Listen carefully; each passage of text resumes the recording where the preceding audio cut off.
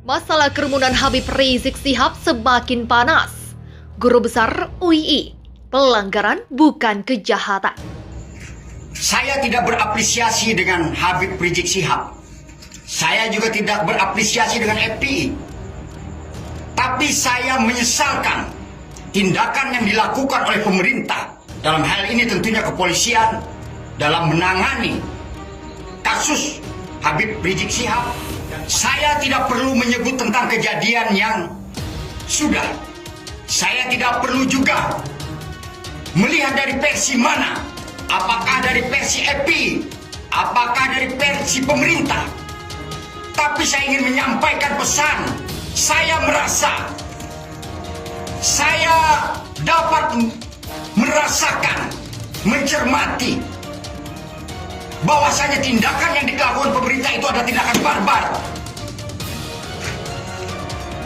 Tidak seharusnya negara memperlakukan rakyat seperti itu. Memperlakukan rakyat seperti teroris, bahkan lebih dari teroris. Hari ini saya ingin menyampaikan pesan moral kepada Presiden Republik Indonesia, Saudara Joko Widodo. Saya tidak meminta Kapolri untuk mundur, tapi saya meminta, jika Presiden tidak memiliki kemampuan, jika Wakil Presiden tidak memiliki kemampuan untuk memimpin Republik ini, maka langkah terbaik adalah mengundurkan diri. Saya ulangi, langkah terbaik adalah mengundurkan diri. Saya Anang Rosadi, Adenansi dari Banjarmasin, Kalimantan Selatan. Malam ini, saya menyampaikan pesan bahwasanya tindakan yang dilakukan oleh kepolisian terhadap pengikut atau pengawal Habib Rizik Syihab atau terhadap Habib Rizik Syihab itu adalah tindakan yang tidak manusiawi. Saya tidak berapresiasi dengan FPI. Saya tidak berapresiasi dengan Habib Rizik Syihab. Tapi saya merasakan sebagai rakyat bahwa tindakan pemerintah sudah tindakan yang sangat biadab.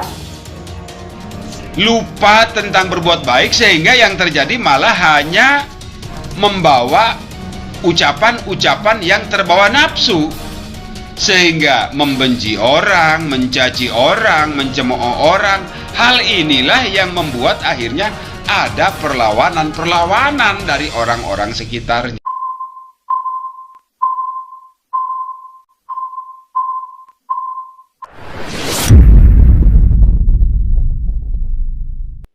Berita viral terbaru dan berita trending terbaru. Guru Besar UII, Muzakir, ikut buka suara perihal HRS yang kembali akan disidang offline. Kasus pelanggaran hukum Habib Rizik Syihab tentang kerumunan kembali jadi sorotan publik, sebagaimana diketahui bahwa HRS telah menjalani sidang pertamanya secara online.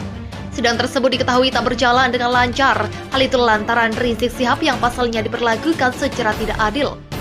Publik pun dibuat heboh dengan tanggapan HRS yang menolak hakim saat dirinya disidang. Di samping hebohnya kasus tersebut, salah seorang guru besar asal Universitas Islam Indonesia, Muzakir, juga ikut berargumen. Muzakir mengatakan bahwa dakwaan atas pelanggaran kerumunan Habib Rizik Syihab di Petamburan dan Megamendung tidak bisa diproses kembali. Hal itu menurutnya karena melanggar ketentuan dari pasal 76 KUHP. Itu namanya nebis in idem, pembelaan hukum yang melarang seseorang diadili 2 kali. HRS tidak bisa diproses 2 kali, ujar Muzakir Rabu 24 Maret 2021. Muzakir melanjutkan karena tidak bisa diproses 2 kali, pengadilan kemudian menggunakan pasal 160 KUHP. Padahal langkah tersebut dinilainya juga tidak bisa dilakukan, karena perbuatan pokok itu sudah diselesaikan dengan peradilan denda. Begitulah tuturnya. Dinilai lakukan pelanggaran bukan kejahatan. Serupa dengan pelanggaran itu, kata Muzakir, Pengadilan Negeri Jakarta Timur seharusnya juga tidak bisa melakukan sidang terhadap Habib Rizik Syihab. Menurut Muzakir, seperti dikutip republika.co.id, hal itu melanggar kompetisi relatif pengadilan yang hanya memiliki wewenang mengadili suatu perkara sesuai wilayah hukumnya. Yang nggak bisa, itu locus delicti. Kalau perkara yang di Petamburan seharusnya sidang di PN Jakpus, kalau yang di Megamendung harusnya PN Bogor. Begitulah jelasnya. Dia melanjutkan, persidangan HRS di PN Jaktim menilai pada locus delicti, maka tidak sah karena tidak memiliki wewenang berdasarkan kompetensi relatif pengadilan itu. Dari 2 hal itu sudah tidak bisa. Jadi kalau sudah diselesaikan, denda tidak boleh diadili oleh kedua kalinya. Begitulah bebernya. Sebelumnya saat sidang eksepsi kemarin, Munarman juga menganggap bahwa PN Jaktim tidak berwenang dalam kasus di Megamendung karena pelanggaran itu tidak terjadi di sekitar Jawa Timur. Keberatan lain yang disampaikannya dalam draft eksepsi adalah menyoal pasal 160 KUHP. Pasal itu, kata Munarman, tidak bisa diterapkan pada pelanggaran protokol kesehatan. Terlebih ketika perkara protokol kesehatan yang melibatkan HRS disebutnya juga telah membayar denda. Tidak pernah ada orang di Indonesia yang melanggar prokes lalu membayar denda sebesar 50 juta. Jadi kalau ini tetap diproses, ini nebis in idem namanya, ujar Munarman menjelaskan. Lebih jauh, Munarman menyebut, pasal 160 KUHP adalah pasal yang seharusnya diterapkan pada peristiwa kejahatan. Hal itu berbeda dengan pelanggar protokol kesehatan yang berada pelanggaran. Pelanggaran bukan kejahatan. Jadi kita tolak, begitulah tutupnya. Saya hadir di PN Jakarta Timur di depan itu untuk sidang, ya. Tugas saya sebenarnya sama sebagaimana layaknya seorang lawyer, pengacara, ya, advokat untuk membela klien saya yang kebetulan hari itu adalah Habibana Muhammad Rizik Syihab bin Hussein Syihab, ya. Saya ingin mengatakan 3 hal saja, waktu kita kan tidak banyak, ya. Saya tidak sedang sebagai simpatisan atau emak-emak, ya mungkin bodinya emak-emak barangkali gitu, ya. Jadi saya dengan pakaian saya yang sedemikian rupa, saya adalah pengacara, gitu, ya. Nah, saya berdiri di pinggir, tidak menyerobot masuk. Tugas saya menantikan ketua tim advokasi kami, yaitu Saudara Munarman, yang pada saat itu akan masuk ke dalam PN untuk membicarakan mengenai sidang tersebut. Tugas saya menanti di situ. Jika seandainya tidak ditemukan kesepakatan tentang sidang online, maka rencananya pembacaan eksepsi akan dilakukan di depan PN Jakarta Timur. Saya salah satu yang akan membacakannya, gitu. Ini adalah kuasa, ya, yang saya pegang. Ini hanya satu ini, Mbak. Saya megang 5 kuasa lainnya. Jadi kasus dari 221, maksud saya perkara nomor 221, 222, 223, 224, 225, dan 226. Saya kasih contohnya satu saja. Habib Rizik mencecar Wali Kota Bogor Bima Arya terkait laporannya ke polisi yang berujung kasus data swab di Rumah Sakit Umi kini disidangkan. Mantan Imam Besar FPI itu mempertanyakan motivasi Bima Arya. Hal itu disampaikan Habib Rizik saat menanggapi kesaksian Bima Arya di Pengadilan Negeri Jakarta Timur pada Rabu 14 April 2021. Selain untuk Habib Rizik, Bima Arya juga bersaksi untuk menantu Habib Rizik, Hanif Alatas, dan Direktur Utama Rumah Sakit Umi, Dr. Andi Tatat, yang duduk sebagai terdakwa.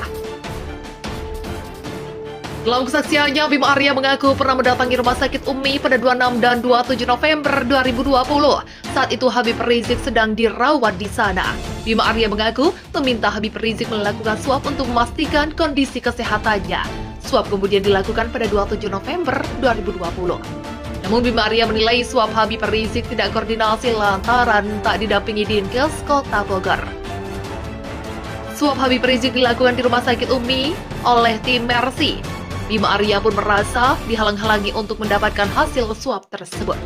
Terkait hal itu, Habib Rizik menyoroti laporan Bima Arya ke polisi pada tanggal 28 November 2020. Ia mempertanyakan mengapa begitu cepat Bima Arya mengambil langkah pidana tanpa upaya lain terlebih dahulu. Yang jadi persoalan adalah tanggal 26 Anda datang, 27 Anda datang, 28 November sudah lapor polisi. Ini yang saya mau tanyakan, apa motivasinya? Kok bisa begitu cepat? Ujar Habib Rizik ke Bima Arya. Menurut dia, Bima Arya yang juga ke Satgas COVID-19 Kota Bogor seharusnya paham pemeriksaan hasil PCR membutuhkan waktu sampai 1-2 hari. Namun ketika hasilnya belum ada, Bima Arya sudah memutuskan melapor ke polisi. Sekarang hasilnya belum ada, kepastiannya belum ada, tiba-tiba sudah lapor polisi, ujar Habib Rizik.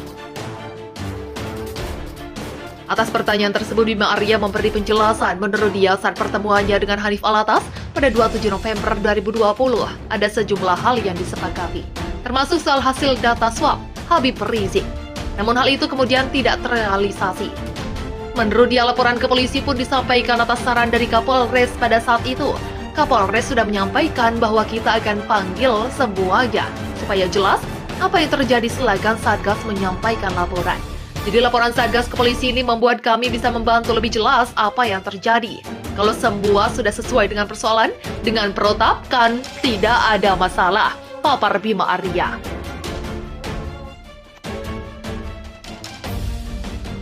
Namun Habib Rizik tetap mempertanyakan Bima Arya yang langsung menempuh upaya pidana, tanpa menempuh upaya persuasif lain terlebih dahulu.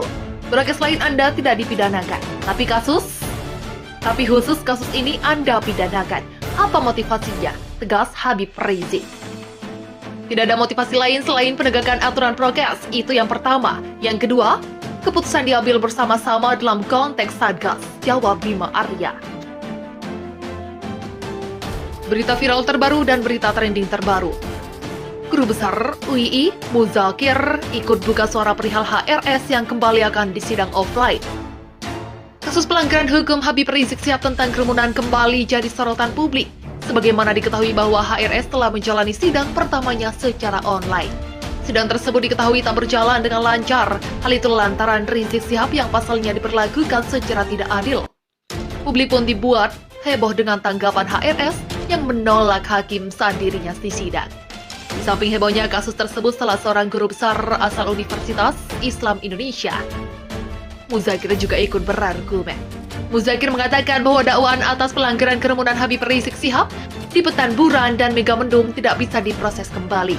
Hal itu menurutnya karena melanggar ketentuan dari pasal 76 KUHP. Itu namanya nebis in idem, pembelaan hukum yang melarang seseorang diadili 2 kali. HRS tidak bisa diproses 2 kali, ujar Muzakir Rabu 24 Maret 2021.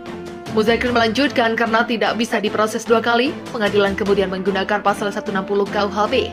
Padahal langkah tersebut dinilainya juga tidak bisa dilakukan. Karena perbuatan pokok itu sudah diselesaikan dengan peradilan denda. Begitulah tuturnya. Dinilai lakukan pelanggaran bukan kejahatan. Serupa dengan pelanggaran itu, kata Muzakir, Pengadilan Negeri Jakarta Timur seharusnya juga tidak bisa melakukan sidang terhadap Habib Rizik Syihab. Menurut Muzakir, seperti dikutip republika.co.id, hal itu melanggar kompetisi relatif pengadilan yang hanya memiliki wewenang mengadili suatu perkara sesuai wilayah hukumnya. Yang nggak bisa, itu locus delicti. Kalau perkara yang di Petamburan, seharusnya sidang di PN Jakpus.